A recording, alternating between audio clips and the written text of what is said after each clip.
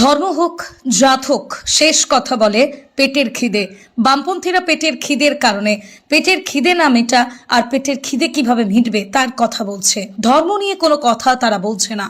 পাশাপাশি হুমায়ুন কবির তাদের দলে যোগদান প্রসঙ্গে জানতে চাওয়া হলে তিনি এই প্রশ্নের কোনো মন্তব্য করতে চাননি।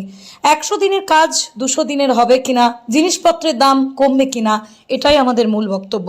সিপিএম এর বাংলা বাঁচাও কর্মসূচিতে নিমতলা বাজারে এসে মন্তব্য ভারতের গণতান্ত্রিক যুব ফেডারেশনের পশ্চিমবঙ্গ রাজ্য কমিটির সম্পাদক মীনাক্ষী মুখার্জির।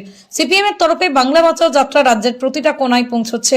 সেই মতো এদিন শুক্রবার হিমাদপুর মোড় থেকে কুসুমগ্রাম পর্যন্ত বাইক র্যালি অনুষ্ঠিত হয়। তার মাঝে নিমতলা বাজার এলাকায় পথসভার পর এমনই মন্তব্য তার। নাকি 100 দিনের কাজটা চলবে, আলোচনা কি হবে?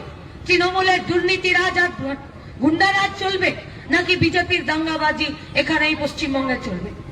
এই বাংলা বাঁচাও যাত্রা বেরিয়েছে গরিব মেহনতি মানুষের গলার আওয়াজকে আরো পোক্ত করার জন্য।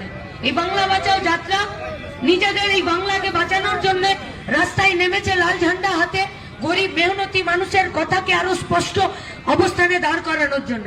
এই বাংলা বাঁচাও যাত্রা যারা এই বাংলার দুশ্মন, যারা এই বাংলার শত্রু, যারা এই বাংলার গরিব মেহনতি মানুষের তাদের পেটের ভাত হাতের কাজের শত্রু, তাদেরকে তাদের বুকে কাপন ধরাবে, নাকি যারা এই গোটা পশ্চিমবঙ্গ জুড়ে খেটে খাচ্ছে, যারা এই গোটা পশ্চিমবঙ্গ জুড়ে লুটেরাদের বিরুদ্ধে একচ্ছত্রভাবে লড়াই করছে, তাদের বুকে সাহস যোগাবে?